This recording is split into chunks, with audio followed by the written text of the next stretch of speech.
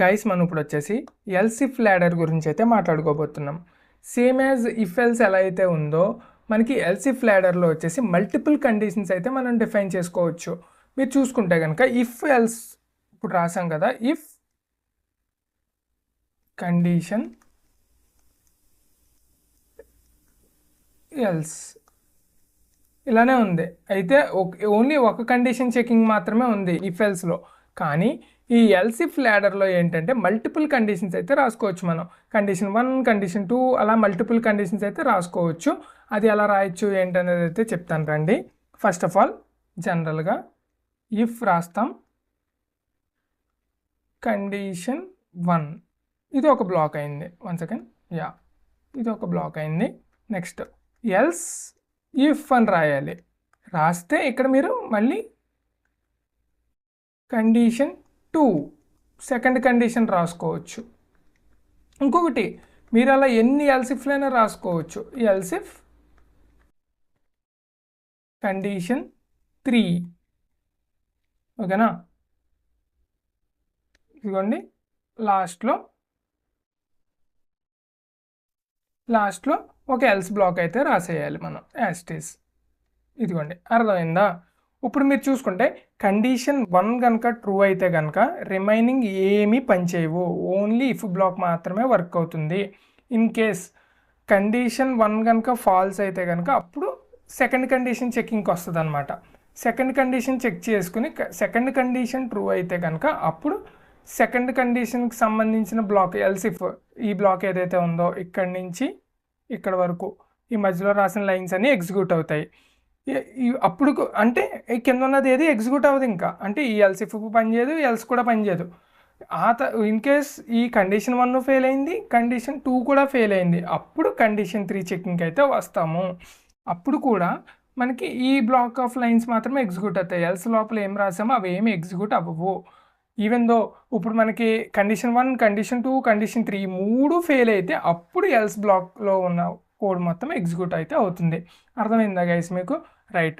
మనం ఇప్పుడైతే ఒక రియల్ వరల్డ్ సినారియో ఒకటి తీసుకొని ఒక ప్రోగ్రామ్ తీసుకొని దాన్ని ఎక్స్ప్లెయిన్ చేస్తూ ఎగ్జాంపుల్ చూస్తే కనుక ఇంకా క్లియర్గా అయితే మనకు అర్థమవుతుంది. మీరు చూసుకోండి, మార్క్స్ గ్రేడింగ్ ప్రోగ్రామ్ అయితే మనం రాయబోతున్నాం అన్నమాట. అది ఏంటి మార్క్స్ గ్రేడింగ్ సిస్టమ్ ఏంటి అంటే, ఫర్ ఎగ్జాంపుల్ మీరు ఒక స్టూడెంట్ని తీసుకోండి ఒక కాలేజ్లో. 1 సెకండ్, కాలేజ్లో ఒక స్టూడెంట్ని తీసుకోండి. ఆ స్టూడెంట్ యొక్క మార్క్స్కి గ్రేడ్ ఇవ్వాలన్నమాట. మనం గ్రేడింగ్ సిస్టమ్ ఎలా ఉంటుంది, 100 నుంచి 90 మార్క్స్ వస్తే కనుక వాడికి A+, ఓకే. 90 నుంచి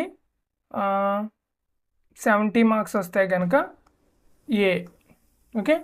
70 నుంచి 65 మార్క్స్ వస్తే కనుక B, అండ్ ఆల్సో 65 నుంచి ఇంకా కిందకి ఎంత ఉన్నా సరే అతను ఫెయిల్ అనమాట. ఫెయిల్ 0 వరకు ఎంత ఉన్నా సరే ఫెయిల్. ఇప్పుడు ఇది గ్రేడింగ్ సిస్టమ్. మనం వచ్చేసి దీనికైతే ప్రోగ్రామ్ రాయబోతున్నాం ఇప్పుడు. రైట్, ఎలా రాయాలి ఏంటనేది అయితే చూద్దాం రండి. ఫస్ట్ ఆఫ్ ఆల్ నేనైతే ఇక్కడ ఆల్రెడీ మార్క్స్కి అయితే ఒక వేరియబుల్ అయితే క్రియేట్ చేసేసుకున్నాను, ఓకేనా. ఇది మార్క్స్ ప్రోగ్రామ్ కాబట్టి marks grading system program, okay. Right, ముందుగా మనం ఏం చేస్తామంటే ఒక ఇంటీజర్ ఒక మార్క్స్ ఒక వేరియబుల్ అయితే తీసుకున్నాను అండ్ ఎంటర్ ద మార్క్స్ అని అడిగాను. యూజర్ దగ్గర నుంచి ఇన్పుట్ అయితే తీసుకున్నాను. వన్స్ మార్క్స్ వచ్చేసిన తర్వాత ఇక్కడ మెయిన్గా మనం కండిషన్స్ జాగ్రత్తగా రాయాలి. ఇఫ్ చూడండి, ఇఫ్ ఓకే మార్క్స్ అనేవి 90 కన్నా ఎక్కువ ఉంటే, 90కి ఈక్వల్గా ఉన్న 90 కన్నా ఎక్కువ ఉంటే కనుక మనం ఇక్కడ ఏం ప్రింట్ చేయాలి, printf A+ grade, okay. A+ grade అయితే వచ్చింది అబ్బాయికి. కాదు, ఇంకో కండిషన్ చెక్ చేయాల్సి వచ్చింది ఇక్కడ. ఎల్స్ ఇఫ్ మనం ఒకటి కాదు, మనతో ఎన్ని కండిషన్స్ చెక్ చేయాలి, 1 2 3 4 మొత్తం 4 కండిషన్స్ అయితే చెక్ చేయాలి, అవునా. కానీ మనం రాసే 3 కండిషన్స్ రాస్తాము. ఎందుకు ఏంటి అనేది అయితే చెప్తాను చూడండి. నెక్స్ట్ మీకు అర్థమవుతుంది. మార్క్స్ అనేవి ఇంకోండి, ఈ కండిషన్ ఫాల్స్ అయిందంటే అర్థం ఏంటి, ఆ నెంబర్ 90 కాదు, 90 కన్నా పెద్దది కాదు, అంటే 90 కింద ఉందనేగా అర్థం. చెక్ చేద్దాం. 90 కింద ఉంది అన్నప్పుడు మనం చూసుకుంటే greater than or equal to 80 కన్నా పైన ఉండే ఛాన్స్ ఉంటే కనుక అప్పుడు మనం ఏం చేస్తామంటే దాన్ని ప్రింట్ఎఫ్ ఏ గ్రేడ్ కింద కన్సిడర్ చేస్తాము. లేదు ఇంకా కండిషన్ ఉంది మనకి, ఏంటిది, సారీ 90 to 70 కదా, అంటే 89 నుంచి 70 వరకు మధ్యలో ఉంటే కనుక ఏ గ్రేడ్ అది. నెక్స్ట్ చూసుకుంటే మనకి 70 నుంచి 65 మధ్యలో ఉంటే బి గ్రేడ్, అంటే 70 తక్కువ అంటే రైట్. ఇక్కడ ఏం చేయాలి, ఎల్సిఫ్ మార్క్స్ గ్రేటర్ దాన్ 65 అయితే కనుక అబ్బాయి మార్క్స్ ఏంటి, ప్రింట్ఎఫ్ బి గ్రేడ్ అయితే వస్తుంది.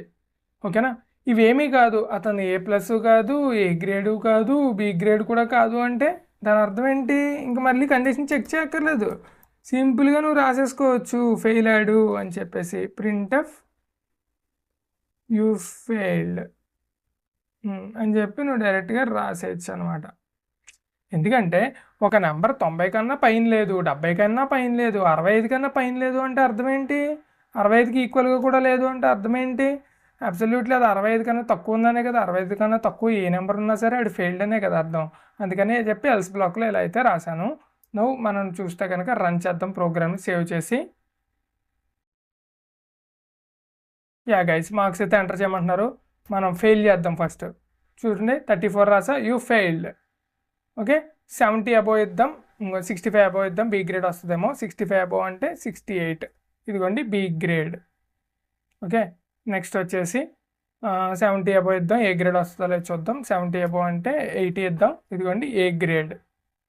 ఓకేనా, నెక్స్ట్ వచ్చేసి మనం చూసుకుంటే కనుక చివరిగా 90 ప్లస్ ఇద్దాం, ఒక 99 ఇద్దాం, చూడండి ఏ ప్లస్. అర్థమైందా, గ్రేడింగ్ సిస్టమ్ యొక్క ప్రోగ్రామ్ అయితే మీరు కూడా రాసి ఉన్నారని అనుకుంటున్నాను. రైట్, మీకు అర్థమైందని అనుకుంటున్నాను గైస్. గ్రేడింగ్ సిస్టమ్ ఇది గైస్. మనం నెక్స్ట్ చూసుకుంటే కనుక నెస్టెడ్ ఇఫ్ గురించి అయితే మాట్లాడుకోబోతున్నాం. నెస్టెడ్ ఇఫ్ అనేది ఏమీ అలాంటి సింటాక్స్ గట్ట ఏమి ఉండదు. Nested if is nothing but writing an if statement inside another if statement. అంటే ఏంటి అంటే చూద్దాం రండి. ఒక ఇఫ్ స్టేట్మెంట్ ఉంది గైస్, ఇప్పుడు దానికి ఒక కండిషన్ రాస్తాం మనం. కండిషన్ 1 అనుకుందాం దాన్ని. ఇది ఒక ఇఫ్ బ్లాకేనా, ఓకేనా. దీని లోపల, ఈ బ్లాక్ లోపల ఇంకొక ఇఫ్ బ్లాక్ రాసామనుకోండి, కండిషన్ 2 ఇది. ఓకే, ఇప్పుడు ఒక ఇఫ్ యొక్క బాడీ లోపల ఇంకొక ఇఫ్ రాసాము, దాన్నే నెస్టెడ్ ఇఫ్ అని చెప్పి మనం పిలుస్తామన్నమాట. అర్థమైందా. నెక్స్ట్ కండిషన్ 1 ట్రూ అయితే మాత్రమే ఈ బ్లాక్ లోపలికి ఎంటర్ అయ్యి కండిషన్ 2 చెక్ చేస్తాం, లేదంటే కండిషన్ 2 అనేది చెక్ చేయం. డైరెక్ట్గా ఇన్ కేస్ ఈ కండిషన్ 1 ఫాల్స్ అయితే కనుక డైరెక్ట్గా ఎల్స్ బ్లాక్ ఉంటే ఎల్స్ బ్లాక్లోకి వెళ్ళిపోతాం, లేదు అంటే కనుక ఎల్స్ బ్లాక్ లేకపోతే కనుక రిమైనింగ్ లైన్స్ ఏవైతే ఉన్నాయో అవి ఎగ్జిక్యూట్ అయిపోతాయి. ఇంకా లోపల ఉన్న ఈ కండిషన్ చెకింగ్ అనేది అవ్వదన్నమాట. అర్థమైందా గైస్ మీకు. మీకు ఒక రియల్ వరల్డ్ ఎగ్జాంపుల్ చెప్తే ఇంకా క్లియర్గా అర్థమవుతుంది. మీరు చూడండి గైస్, ఒక ప్రోగ్రామ్ అయితే రాస్తాం అనమాట, ఎలిజిబుల్ టు వర్క్ ప్రోగ్రామ్ అనమాట. అది అంటే గవర్నమెంట్ రూల్స్ ప్రకారం ఏం చేయాలంటే ఎలిజిబిలిటీ చెక్ చేయాలన్నమాట. ఒక పర్సన్ ఉన్నాడు, గవర్నమెంట్ రూల్స్ ప్రకారం అతని ఏజ్ అనేది greater than or equals to 18 అయి ఉండాలి ఫస్ట్. అండ్ ఆల్సో టైం, ఎంతసేపు పనిచేస్తాడు అనేది less than or equal to 8 hours ఉండాలి. అర్థమైందా. ఈ 2 క్రైటీరియాస్ సాటిస్ఫై అయితే మాత్రమే వర్క్ పర్మిట్ అనేది ఇవ్వాలి. ఓకే, వర్క్ పర్మిట్ అనేది ఇవ్వాలన్నమాట, లేదంటే ఇవ్వకూడదు, వర్క్ పర్మిట్ ఇవ్వకూడదు. ఇది సినారియో. మనం ఫస్ట్ వచ్చేసి ఇంట్ ఏజ్ వాల్యూ తీసుకోవాలి, ఇంట్ వర్క్ టైం ఎంతసేపు పని చేస్తాడో కూడా కనుక్కోవాలి. ఈ 2 కనుక్కోవాలి కాబట్టి printf enter your age. First age అయితే తీసుకుందాం మనం, ఓకేనా. దానికి వచ్చేసి స్కాన్ఎఫ్ డి కమా అండర్ సింబల్ ఏజ్. నెక్స్ట్ చూడండి, ప్రింట్ఎఫ్ ఎంటర్ వర్కింగ్ టైం అనొచ్చు, వర్కింగ్ అవర్, ఏదోట్లే అవర్స్ అని అడుగుదాం ఏదోటి. అడిగిన తర్వాత yeah scanf D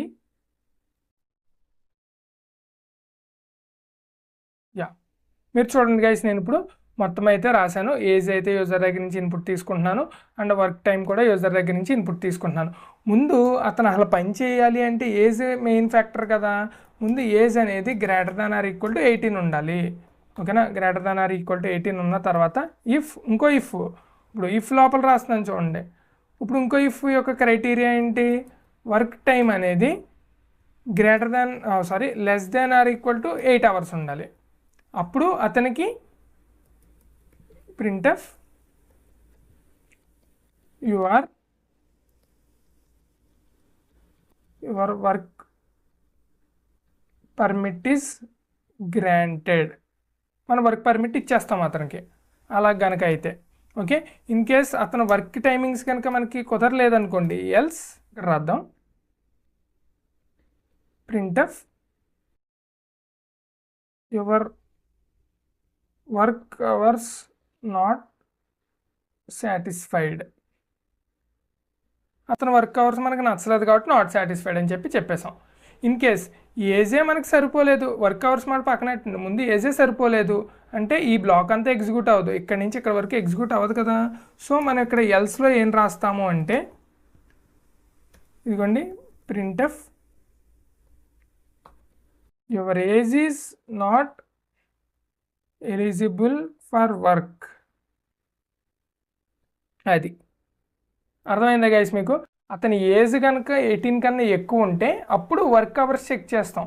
work hours కూడా మనకి సాటిస్ఫై అయితే అప్పుడు వర్క్ పర్మిట్ ఇస్తాం.